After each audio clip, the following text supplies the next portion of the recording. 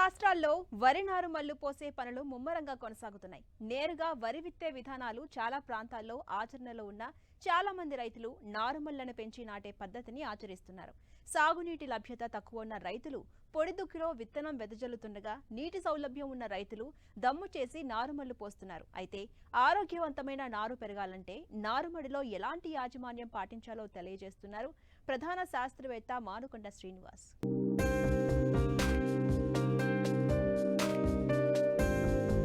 నాణ్యమైన విత్తనం, ఆరోగ్యవంతమైన నారు వరిలో అధిక దిగుబడికి సోపానం. నీటి లభ్యతను బట్టి కొంతమంది రైతులు మెట్ట నారుమళ్ల పెంపకం చేపడుతుండగా ఇప్పటికే చాలా చోట్ల నార్లు పోసుకున్నారు. కొన్ని చోట్ల నాట్లు వేసేందుకు నారు సిద్ధంగా ఉంది. మరి నారు పుష్టిగా పెరిగి 25 నుండి 30 రోజుల్లో అందిరావాలంటే విత్తన శుద్ధి, పోషక యాజమాన్యం తప్పనిసరి అని సూచిస్తూ నారుమడిలో చేపట్టాల్సిన సమగ్ర యాజమాన్య పద్ధతుల గురించి రైతులకు తెలియజేస్తున్నారు మారుటేరు ప్రాంతీయ వ్యవసాయ పరిశోధనా స్థానం ప్రధాన శాస్త్రవేత్త మానుకొండ శ్రీనివాస్. ప్రధానంగా చూసుకున్నట్లయితే నారుమడి తయారీని మనం ఎంత బాగా తయారు చేసుకుంటే అంత బలంగా మనకు నారు పెరగడం అనేది జరుగుతుంది. అదే నారుమడిని మన ప్రధాన పొలంలో నాటుకోవడం వల్ల మంచిగా కుదురుకుని అదేవిధంగా మంచి పిలకలు వేసి మంచి దిగుబడి వచ్చే అవకాశం ఉంటుంది. కాబట్టి నారుమడిలో చాలా జాగ్రత్తలు తీసుకోవాలి. ముఖ్యంగా నారుమడి తయారు చేసుకునేటప్పుడు నారుమడి తయారు చేసిన పొలం ఏదైతే ఉందో దానికి నీరు నిలవకుండా ఉండేలాగా, అంటే మురికి నీరు నిలబడకుండా ఉండడానికి వీలుగా ఉండేలాగా కాలువలు ఏర్పాటు చేసుకోవాలి. సాధ్యమైనంత ఎత్తైన నారుమడులను తయారు చేసుకోవడం వల్ల, ఇది వర్షాకాలం కాబట్టి వర్షాలు ఎక్కువ ప్రభావం ఉంటుంది కాబట్టి ఎత్తైన నారుమడులను తయారు చేసుకోవడం వల్ల మనకి ఈ నారుమడిలో అధికంగా ఉండే నీరు కానీ మురికి నీరు కానీ పోయి నారు ఆరోగ్యకరంగా పెరిగే అవకాశం ఉంటుంది. ఇంకోటి ప్రత్యేకంగా మన వేసే నారుమడి ఏదైతే ఉందో ఆ నారుమడి పొలంలో కనుక మనకి నత్రజని, భాస్వరం, పొటాషియం ఎరువులు అవసరం ఉంటుంది. కాబట్టి అదేవిధంగా నారు ఆరోగ్యకరంగా బాగా నారు వ్యవస్థ బాగా పెరగాలంటే బాగా చివికిన పశువుల గతం అనేది వేసుకోవడం అనేది ఖచ్చితంగా చూసుకోవాలి. 5 సెంట్ల నారుమడికి గాను మనం 500 నుంచి లేదంటే 1000 కిలోల వరకు కూడా నార్మల్గా వేసుకోవచ్చు, ఫామ్ యార్డ్ ఎరువు లాంటిది అయితే.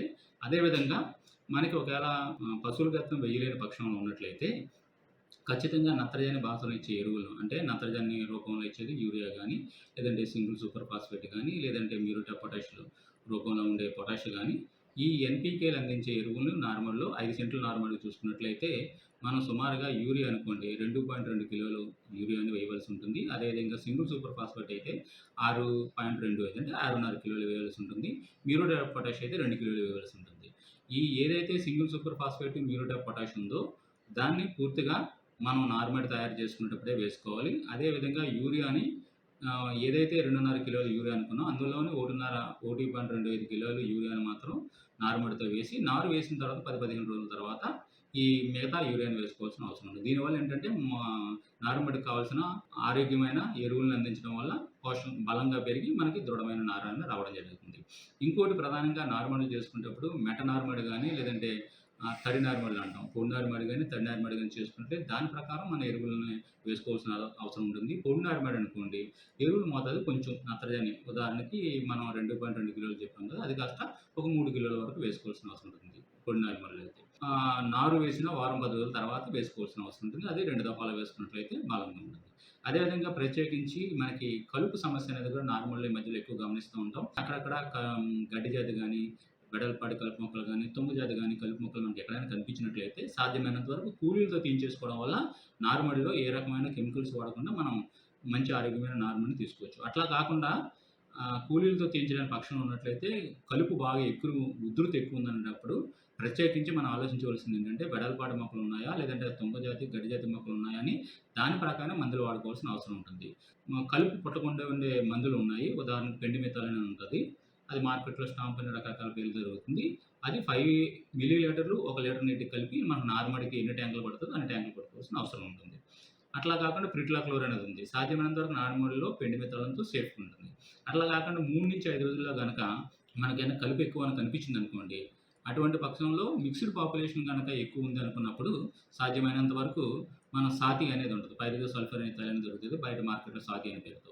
అది 80 గ్రాములు ఒక ఎకరానికి కావాల్సిన నార్మడికి కొట్టుకోవడానికి. అలా కాకుండా 10-15 రోజులప్పుడు మనకి కలుపు మొక్కలు మిక్స్డ్ పాపులేషన్ ఎక్కువ ఉందనుకున్నా కనుక నామినీ గోల్డ్, అంటే బిస్పైరిబాక్ సోడియం అనేది తారక్ అడర్ అనే పేరుతో దొరుకుతుంది. దాన్ని 100 ml ఒక ఎకరానికి స్ప్రే చేయవలసి ఉంటుంది. సాధ్యమైనంత వరకు నారుమడిలో కలుపు మందులు వాడకుండా ఉండటం వల్ల కలుపు ఎఫెక్ట్ అనేది, అంటే జనరల్‌గా రైతులు ఏంటంటే కొంచెం కలుపు మందు ఎక్కువ వాడతారు బాగా కంట్రోల్ అవ్వాలని. కానీ గడ్డికి కలుపు మందులు ఏవి కూడా సిఫార్సు మించి మాత్రం ఎక్కువ వాడకూడదు. వాడడం వల్ల స్కార్చింగ్ వచ్చే అవకాశం ఉంటుంది. కాబట్టి సిఫార్సు మీదకు వాడుకోవాలి. సాధ్యమైనంత వరకు ఒక కూలీని, ఇద్దరు కూలీని 5 సెంట్ల నారుమడికి ఒక కూలీని, ఇద్దరు కూలీని పెట్టుకోవడం వల్ల కలుపు సమర్థవంతంగా తీసుకోవచ్చు.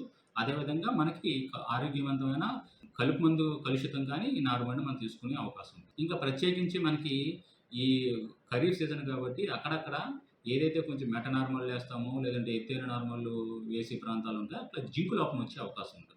జింక్ కానీ, ఐరన్ కానీ. అదే కంప్లీట్‌గా మెట్ట నార్మల్ అనుకోండి, ఐరన్ డెఫిషియన్సీ వస్తది. ఉదాహరణకి లైట్ సాయిల్స్‌లో నార్మల్ వేసే చోట ఇనుపు ధాతు లోపం వచ్చినప్పుడు ఇనుపు ధాతు నివారణకు గాను ఫెర్రస్ సల్ఫేట్ అన్నబేదిని మనం దానికి ఒక నిమ్మ చెక్క కలుపుకొని 10 గ్రాముల చొప్పున లీటర్‌కి పిచికారీ చేసుకున్నట్లనుకో, ట్యాంక్‌కి ఒక 10 గ్రాములు ఒక లీటర్ నీటిలో కలిపి పిచికారీ చేసుకున్నట్లయితే ఈ ఐరన్ డెఫిషియన్సీ అనేది మనం నివారించుకోవచ్చు. అదే జింక్ లోపం గనక అంటే పసుపచ్చ ఆకులు పసుపచ్చగా అయిపోతాయి.